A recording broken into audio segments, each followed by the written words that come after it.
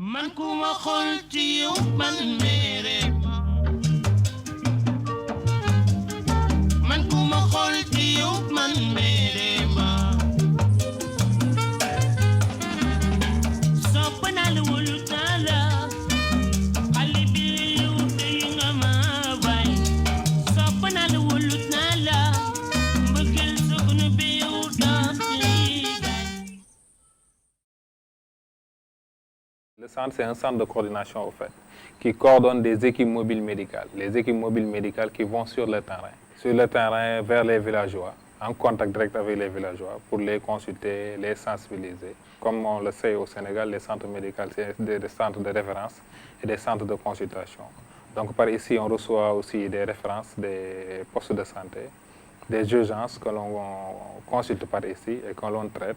Et en dehors de ce centre médical, il y a le centre de coordination, comme j'ai dit tantôt, qui coordonne les équipes mobiles qui sont au nombre de 2, avec dans chaque équipe mobile un infirmier et un chauffeur, des médicaments nécessaires pour traiter les patients sur place et le matériel nécessaire pour faire des causeries de sensibilisation sur les maladies tropicales et la prévention des maladies tropicales. Comme on le sait, la région de Tambacounda a la réputation d'être la région presque la plus pauvre au Sénégal. Donc le taux de pauvreté est extrême. Le taux d'analphabétisme aussi est extrême. Donc c'est ce contexte qui définit la région et que le centre médical de Bale veut remédier à cela. Donc c'est-à-dire amener la population à se conscientiser elle-même. On sait que la région de Tamba est une région très très vaste. Donc la distance pour accéder à une structure de santé pour se soigner peut aller de 50 à 80 km même autour, sans pour autant avoir accès à une structure sanitaire. On voit très nettement l'intérêt même des équipes médicales qui se déplacent vers ces villages, qui se déplacent vers cette population. Les relais, on les appelle communément, c'est des agents de santé communautaire, parce qu'ils sont les premiers contacts de la population avec un agent de santé.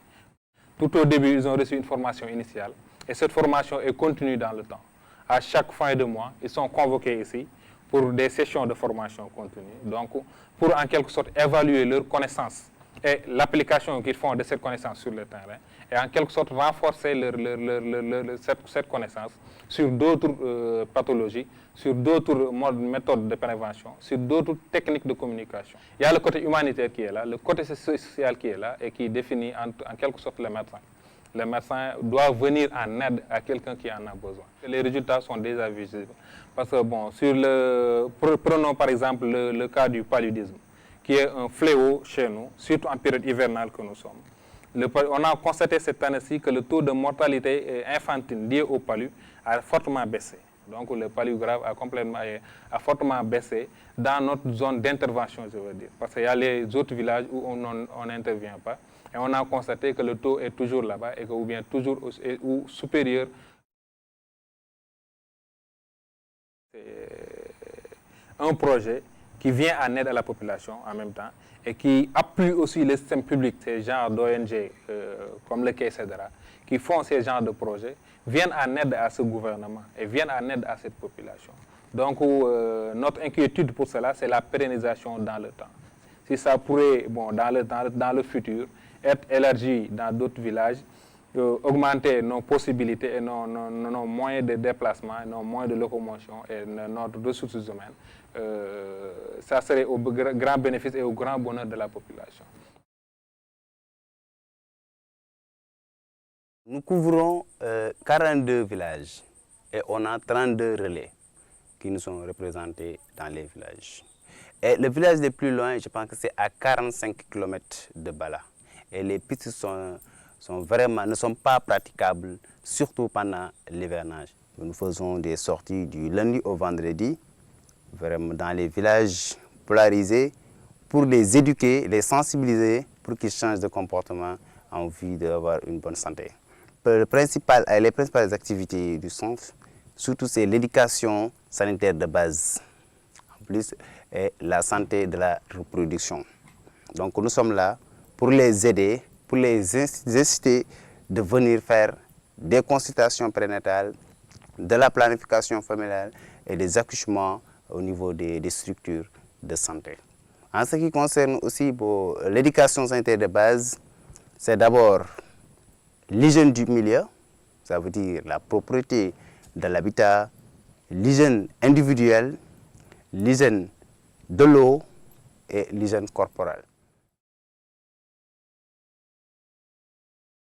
On a l'habitude de voir que dans les ONG ou dans ces genres de centres, c'est les étrangers qui viennent gérer, qui font le travail, quoi. Maintenant, ici, l'original, ce que j'ai vu, c'est que c'est les populations, les Africains comme nous, les Africains qui vont vers leurs proches, quoi. C'est comme si les gens du village qui travaillent ici et qui vont vers leurs voisins et les gens qui sont comme eux, quoi. Donc, ils connaissent leur culture, ils connaissent leur manière de vivre. Il leur est plus facile de cerner leurs problèmes et pouvoir apporter des éléments de solution. La satisfaction réside plus dans le fait de voir aider son prochain, comme on le dit, parce que nous, on est plus proche des gens, parce qu'on sent que comme si en faisant notre travail, c'est comme si on aide notre frère ou notre soeur ou notre voisin. De ce fait, on est plus épanoui dans ce qu'on fait. On n'est pas toujours guidé par l'argent, mais toujours par la satisfaction d'aider notre prochain et de voir que voilà, il y a des améliorations dans leurs conditions de vie. Les difficultés rencontrées ici, c'est d'abord le problème de langue, parce que le problème de langue, il y a aussi, on lutte contre les accouchements à domicile, il y a aussi l'accessibilité des patientes. Les patientes se situent à 80 km, des fois, ça nous pose problème. On rencontre ici des femmes qui vous disent que moi, je ne mange pas le soir. Elles ne mangent pas le soir parce qu'elles ne digèrent pas bien. Donc sur ce côté, on doit les conseiller comment s'alimenter. On regarde dans la zone qu'est-ce qu'elles ont le plus.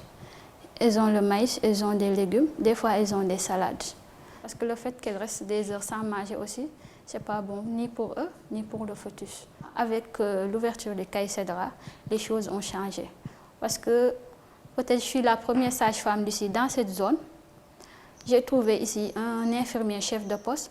Donc les femmes refusaient de se faire consulter ici. Ils partaient jusqu'à 60 km avec le transport. C'est cher aller-retour, c'est 5 000 francs. Les médicaments, tu les paies cher là-bas, à l'hôpital. En plus, le ticket aussi, là-bas, est cher. Maintenant, avec l'avènement ici, on paye le ticket, ce n'est pas du tout cher. Vous avez l'échographie, on le donne gratuitement. Les médicaments, ce n'est pas cher. Vraiment, sur ce volet, les femmes nous félicitent. Dès le premier contact, on leur parle de la préparation à l'accouchement, comment elles doivent faire. On les incite même à venir accoucher ici, parce qu'ici, on ne paye pas ni l'accouchement, ni les hospitalisations. Tout est gratuit ici. Donc, il n'y a que le volet des médicaments que tu paies. On te garde ici 24 heures pour une surveillance et on part. Mais malgré ça, il y a l'accessibilité. Parce qu'une femme qui a un travail, qui se situe à 80 km, des fois, il n'y a pas de réseau. Mais il y a des femmes qui arrivent à appeler l'ambulance vers 2 heures du matin. On se déplace, on part, on revient les chercher et viennent accoucher ici. On est là pour la population. Personne n'est parfait, mais on essaie de faire bien les choses. Mais on rencontre quelques problèmes, mais quand même, on arrive à prendre le dessus petit à petit. Mais ce qui me fascine dans tout ça, c'est l'approche qui a été mise en place par le centre. Cette approche qui consiste à aller vers les populations pour recueillir leurs préoccupations en matière de santé et, le cas échéant, les prendre en charge. Et ça, c'est une démarche très originale et une démarche qui s'adapte aux réalités socio-économiques du milieu. Maintenant, les populations ont la possibilité donc de se faire consulter et de se faire prendre en charge. C'est vous-même qui vous déplacez et qui allez à leur rencontre, recueillir leurs besoins en matière de santé, et leur prodiguer les premiers soins et, le cas échéant, les référer au niveau de la structure de santé qui se trouve à Bala. Et je dis que ça, franchement, c'est une démarche très originale. Et Madame le ministre de la Santé, lors de sa visite ici à Bala, au centre, mais elle a beaucoup apprécié. Le centre a une limite géographique, mais quand même on part là-bas, on part au niveau du village. Comme hier, lundi, donc on est parti dans un village, où il y avait le chef de village. On a trouvé que 2 malades dans ce village, polarisés par le centre. Mais il s'est trouvé qu'à 7 km de ce village, il y avait, qui n'est pas polarisé par le centre, il y avait des cas de paludisme où une moitié de la population était couchée. Donc on est parti directement vers ce village-là. On est venu, on a trouvé effectivement des enfants qui étaient couchés, donc, et des vieux et des femmes. Donc lorsqu'on est arrivé, ces gens-là étaient tellement contents de nous voir parce qu'ils nous avaient dit qu'avant-hier, ils ont pris la moitié de leur population et déplacé d'une voiture de Tamba jusqu'à ce village-là pour les amener, pour les faire consulter. Donc lorsqu'ils nous ont vus, ils ont été très ravis. On a fait la consultation sur place, on a donné les médicaments qu'on avait, parce que c'est une question humanitaire comme on est en train d'expliquer. On a fait tout ce qu'on peut, on a consulté et vraiment, ce village-là était content. Ils ont écrit quelque chose, ils ont dit vraiment c'était très bien. Ces résultats sont vraiment satisfaisants. Et je remercie aussi l'ensemble aussi de l'association qui ne ménage aucun effort pour l'amélioration des choses. Et surtout, les personnels qui sont là, en particulier aussi notre médecin, qui est là, qui fait tout pour vraiment qu'on arrive à nos objectifs.